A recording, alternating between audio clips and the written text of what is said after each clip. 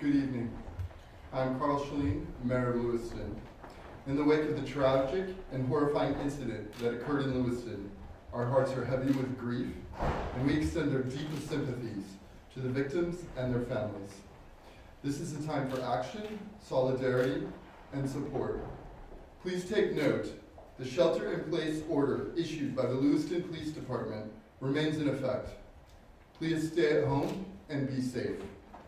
The City of Lewiston is grateful for the support and outpouring from state authorities, the community, and of course, our elected officials.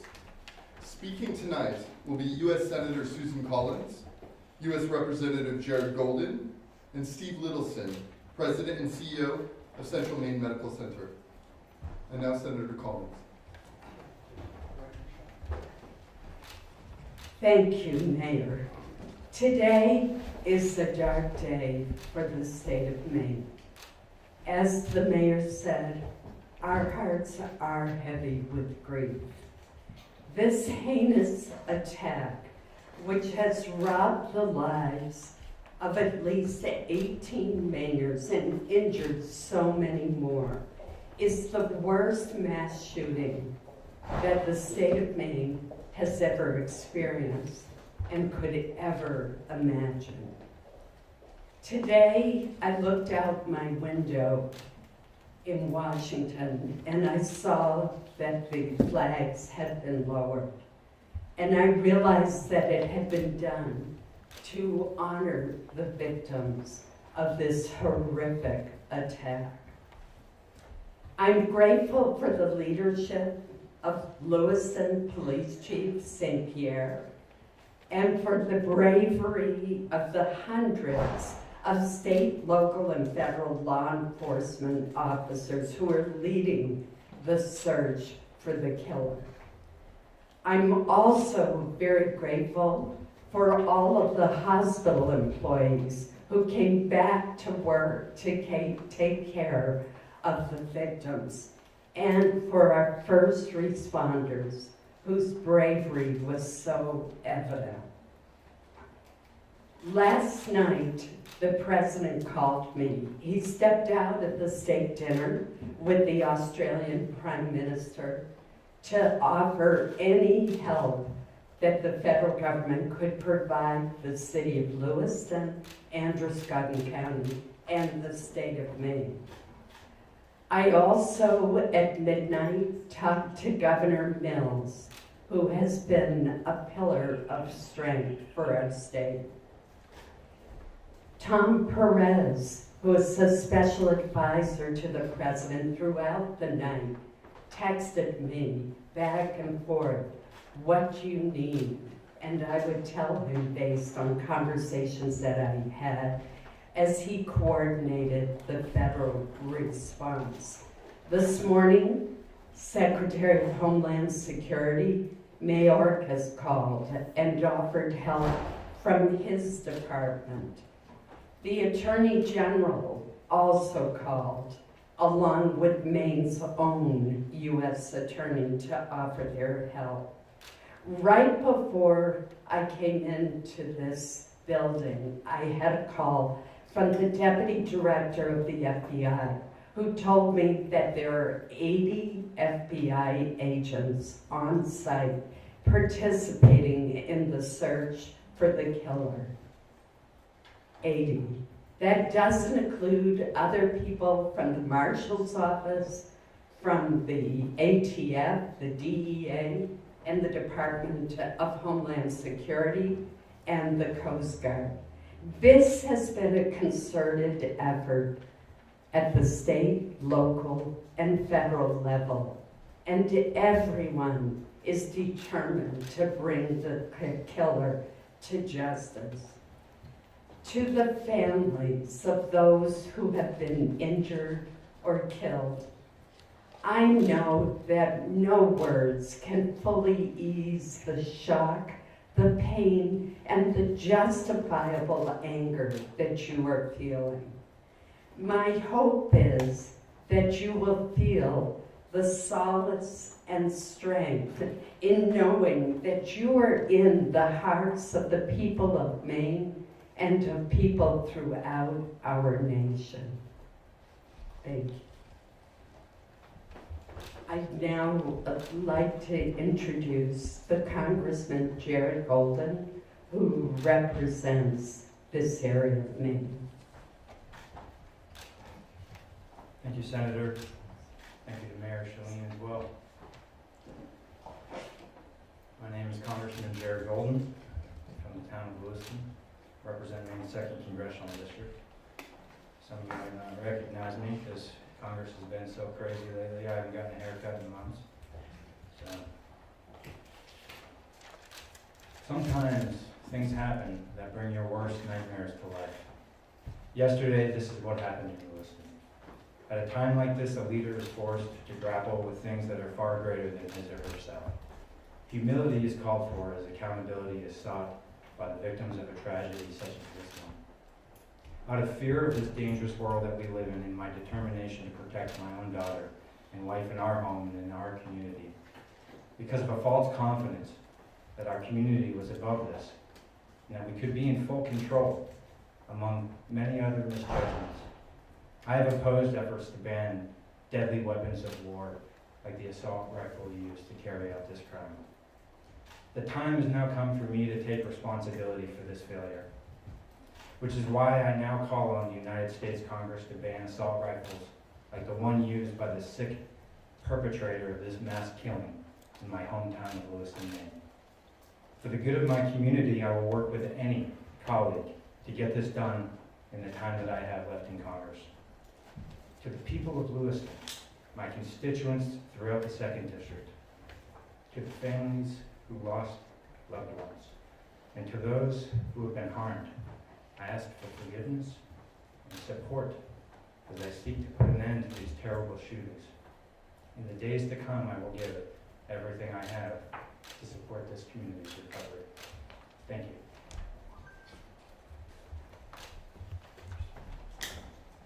And now I would like to introduce Steve Littleson, President and CEO of Central Maine Medical Center. Good evening, everybody. I'm Steve Littleson, the CEO of Central Maine Healthcare, which includes Central Maine Medical Center here in Lewiston. On behalf of the 3,000 professionals and team members of Central Maine Healthcare, I too would like to extend our deepest condolences to the families of the victims of the events of last night. I would also like to acknowledge the compassion and the expertise and the teamwork displayed by the healthcare professionals in this community last night when called upon under the most extreme circumstances. Just to give you the numbers as we have them now, I know there's been some confusion, and I would like to take the opportunity to just let you know what we dealt with and what we have currently in our hospital. All but one of the patients that were taken from the scenes last night were brought to Central Maine Medical Center. One was transported directly to St. Mary's Medical Center here in Lewiston. Of those patients, 2 were treated and discharged. One of those patients was transferred from Central Maine Medical Center to Maine Medical Center in Portland. 3 patients, unfortunately, passed away in Central Maine Medical Center last night. Of those, 8 remain now, and we have 5 patients who are in stable condition, 3 who are in critical condition in our critical care unit. Just to give you a sense of the scope of what we dealt with within a relatively short period of time, last night within about 45 minutes to an hour, we had 6 fully staffed and running operating rooms at Central Maine Medical Center caring for the wounded and the victims. The professionals that were operating simultaneously in those 6 operating rooms included orthopedic surgeons, general trauma surgeons, urologists, vascular surgeons, as well as anesthesiologists and support personnel. I would like to also express our appreciation for all of the support that we received and continue to receive even through today.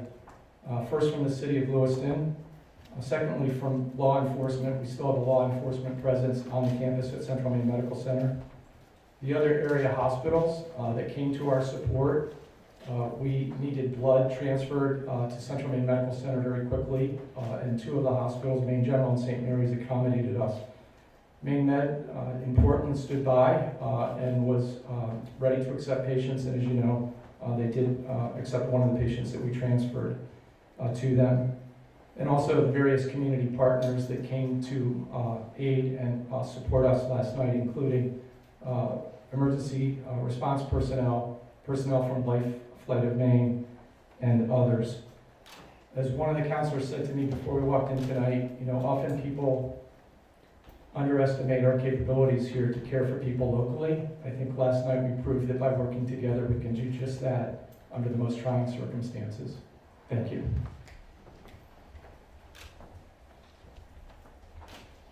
We'll take a few questions. For Senator Collins, if she could move to the microphone.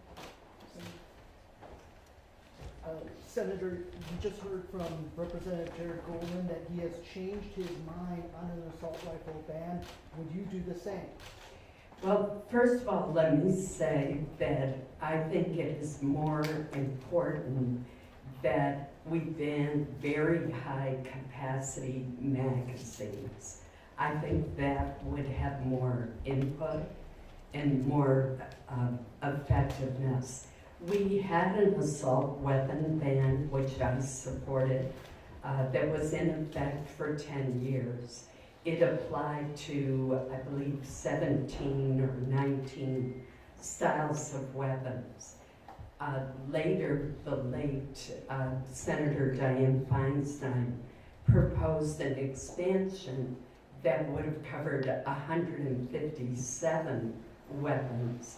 And it was based not on functionality, but on cosmetic features. So there's always more that we can do.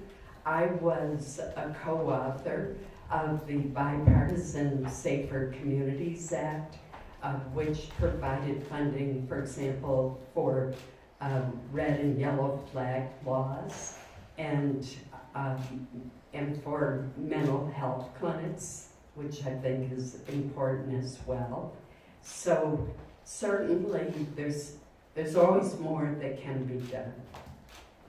Senator, you did, a decade ago, though, you opposed legislation that limited access to expanded, stocks and firearms capacity. Are you suggesting that you would do something different now?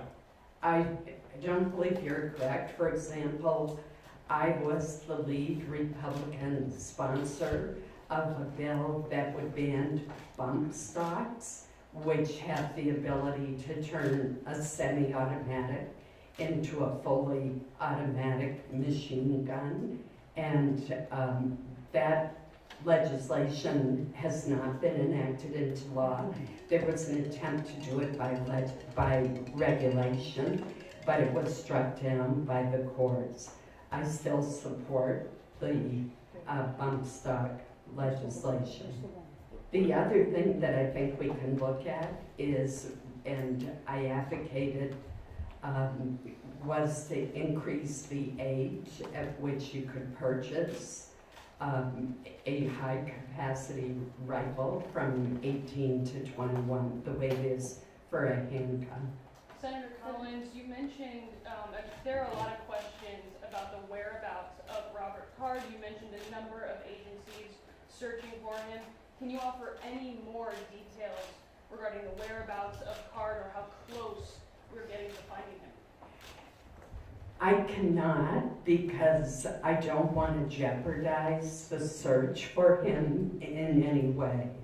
I have talked extensively to law enforcement, and as I said just very recently with the FBI Deputy Director, but I certainly don't want to jeopidize the search in any way. Senator Collins. We get a flag laws used in this case. You are a big advocate of them. Do you know if they were used in this case? I'm sorry, The yellow flag laws used in this case. to my, I don't know. That's a very good question. You said that Maine got it right when it came to yellow flag Maine laws. does have a good yellow But flag. if it's true, as we are hearing, that Robert Card had mental health issues and he was, the police put him forward for evaluation, you got it wrong. No, I don't know whether there was a report to trigger the yellow flag law. It's certainly on the face of the facts that we have. It seems, could you let me finish, please? It certainly seems that on the basis of the facts that we have, that the yellow flag law should have been triggered if in fact the suspect was hospitalized for 2 weeks for mental illness. That should have triggered the yellow flag law, and he should have been separated from his weapons. I'm sure after the fact that's going to be looked at very closely. Obviously that's a state issue, and I do not have knowledge of what happened in that instance. Senator Collins, Mark Stone from Sky News, thank you for your time. I wonder if I could just ask you about the weapons again. Why do you think it is that you and so many other lawmakers in America believe it is right for Americans to have the right to own such high velocity weapons?